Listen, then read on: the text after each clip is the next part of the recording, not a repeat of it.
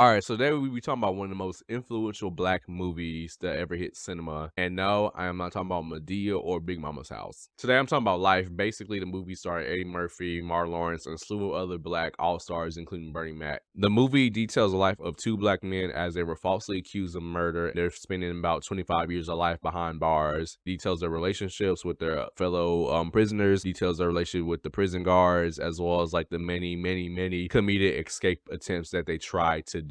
The main reason we're talking about this movie today is because it is seen as one of the best comedic critiques of the prison industrial complex. Now, you're not familiar with this term. I'm basically talking about the prison system in America because, as you know, it is not the best. If you really want to have a full rundown about this, I implore y'all to go watch 13th on Netflix. It's the best representation of the history of prisons, how they were brought into America, and how they have evolved over time. To give you a small synopsis of the modern prison system, it was a product of the 13th Amendment, which is the amendment that bans slavery except for individuals who commit crime. If you know anything about the antebellum and post-antebellum South, then you will understand that white people didn't really just own slaves out of just some sick enjoyment of torturing other human beings.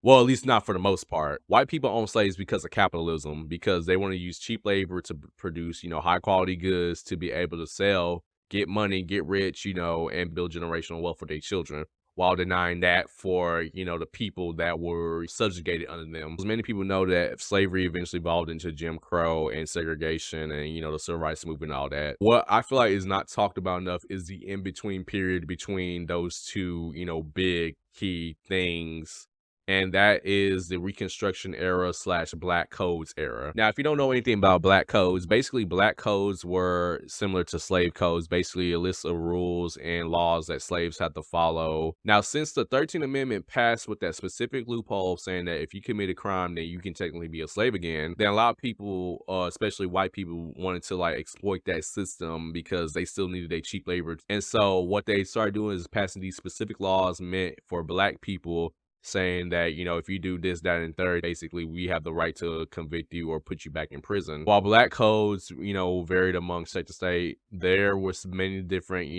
similarities, such as African Americans can't own certain type of property.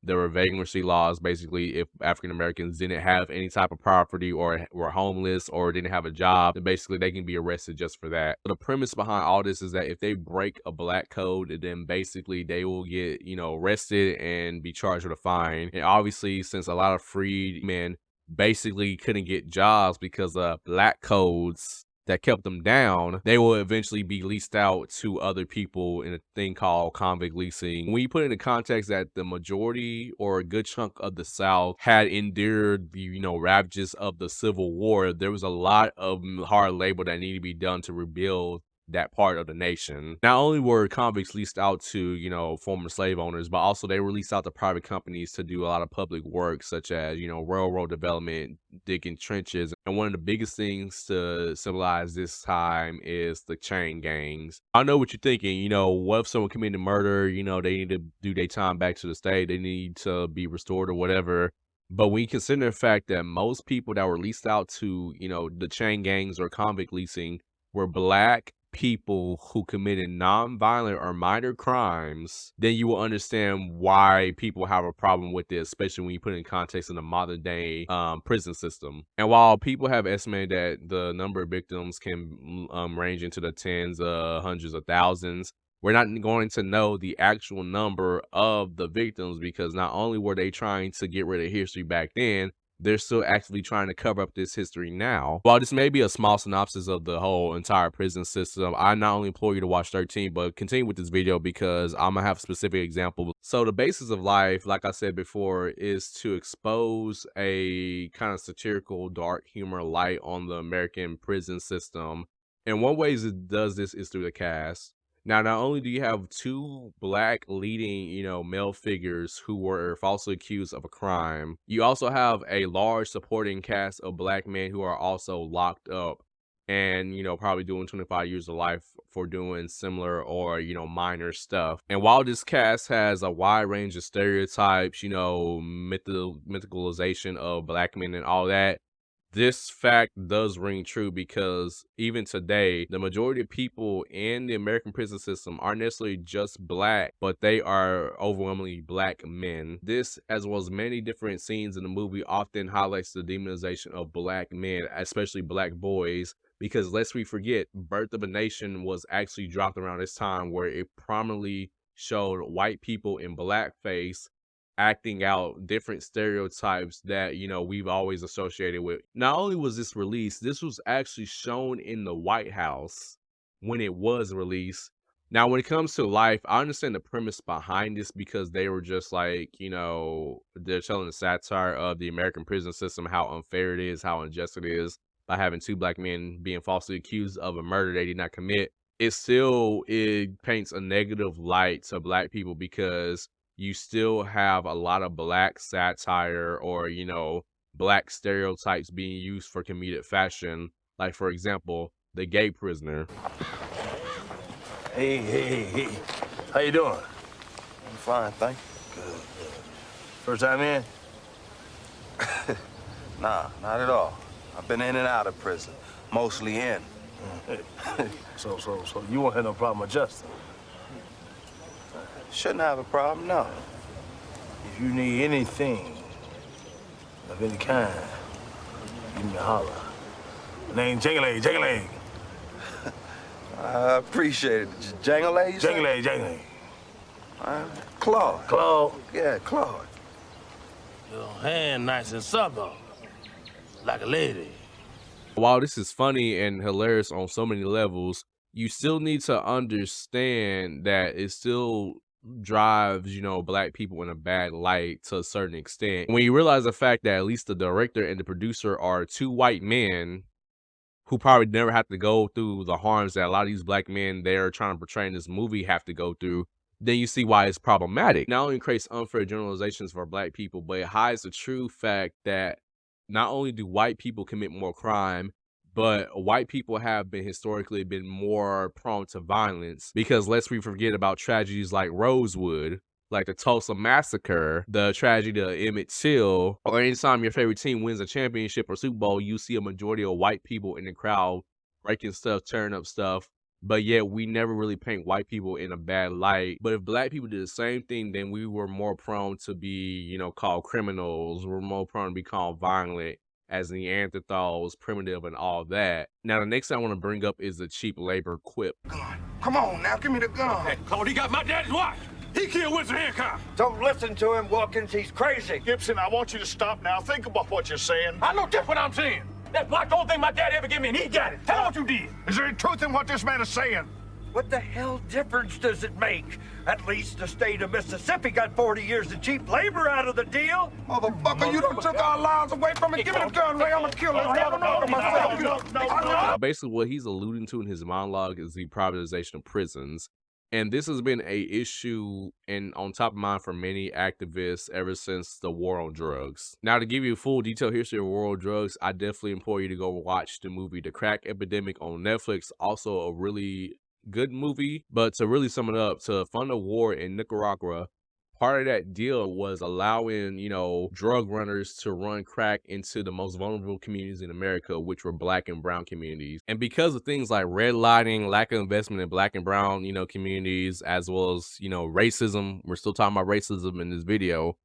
Basically, this really disrupted many communities and caused more, communities become more violent. And instead of providing the funding and the resources to prevent this from happening, or to curb this from happening, people decide to start expanding more into not only policing black and brown communities, but also expanding the prison industrial complex. And by that, privatizing more prisons. Many people thought this was a good way to go because many things that people associate private, industries versus government industries that they know how to be efficient. They know how to, organize things as well as they can get you most bang out of your buck. But one thing you need to realize is that a lot of that is done due to cost cutting measures because at the end of the day, private industry main goal is to produce the most profit for its shareholders. And when you mix that with a big industry that has already bastardized and demoralize and criminalize majority black and brown men, then you have the biggest problem that you will have in America as we're seeing right now. In order for this private business to stay in business, it needs a steady influx of prisoners. And what this leads to is, instead of just preventing the issues that, we can do to make our society better, such as giving mental health care, better education, better, investments into black and brown and other vulnerable communities, you put more money into punishments and you make a society worse off as it is. And it's not just really just like the government's profiting off of this. There's a lot of public and private companies that, you watch 13, they will highlight, because at the end of the day, a lot of these companies, are, using prisoners for cheap labor, just like we did in slavery. And the biggest irony in the world is that the freest nation has about 2 million people in prison as of right now, many of whom are doing federal time, as well as state time, local time, and all that, for non-violent and minor crimes such as petty theft, because the state wanted cheap labor. Another thing I want to bring up is the fact of exonerations, because the 2 leading stars of this movie were falsely convicted of murder. Let's not forget about that. But basically, exoneration is also a big part of, our criminal justice system and what we need to fix. According to the National Registry of Exonerations, there have been about 3,000 overturned cases since 1989, with the majority of them being turned over due to misconduct, evidence, witness, or, case tampering. When you compare it to the total number in the U.S. about people in prison, this is a very, very small number. But when you consider the fact that a lot of the most heinous black atrocities, such as Tulsa, as well as the death of Emmett Till, because of white people lying about them, then you will understand this is a huge problem, because there are probably a lot of black people, especially black men, in jail because somebody lied to them, or they were witness tampered, or they were, threatened into taking a guilty plea without being actually guilty. But because a lot of people don't want us to learn our own history, we are doomed to repeat this cycle because of money, power, and greed. And not only that, let's talk about recidivism while we're on the topic, because in a developed nation, we shouldn't be having as high of a recidivism rate, because a 2016 report showcases that about 70% of prisoners who were released were rearrested, almost 80% of them were reconvicted, and about 60% of them were reincarcerated. And yes, people can go on about all that. It was like, oh, people don't change, people don't change, people don't change. But when you talk about a society where we often punish people after they do their time in prison by not allowing them to vote, not allowing them to own a gun, allowing them to, be restricted by certain jobs, as well as certain, apartment complexes or housing, developments and all that. Basically, you understand that why people might want to recommit a crime, because it often seems like their only way to make ends meet or get back into society. Now, this is one of the biggest points they made in this movie, because one of the key characters who were scared to go back home because he was afraid his mother wouldn't accept him for his sexuality, as well as the fact he didn't know how he will adjust to the outside world. This is a release form, man. You getting out this motherfucker. What you sitting around looking all sad for? What am I gonna do out there, Ray? I can't go home to my mama like this. Man, that shit you talking is crazy. Your mama gonna be happy to see you when you get home. Not like this, Ray. Hey, look. World done changed a lot. It's 1945, boy. Not for me, it ain't. Look. You can't stay here. That's for damn sure. I tell you what else, anybody else in this whole place would give his right arm to be in your shoes right now. I know I would. Shit. Fucking release paper sitting over here looking sad. Yeah, I ain't gonna sit here with your ass looking all sad. You got the best news of the day. You sitting there looking sad. I'm gonna go over here and slow ground with this sheep. You cheer up. You going home, right? Hey, man, that's good news now. Come on now, you going home. You gonna smile or something? There you go. All right, nigga. I'll see you in a minute.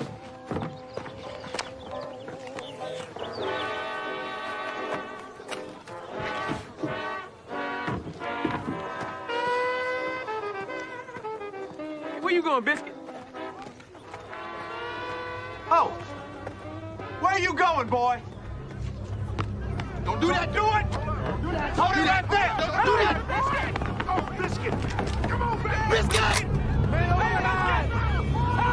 Hey! Hey, come on, man! Shit!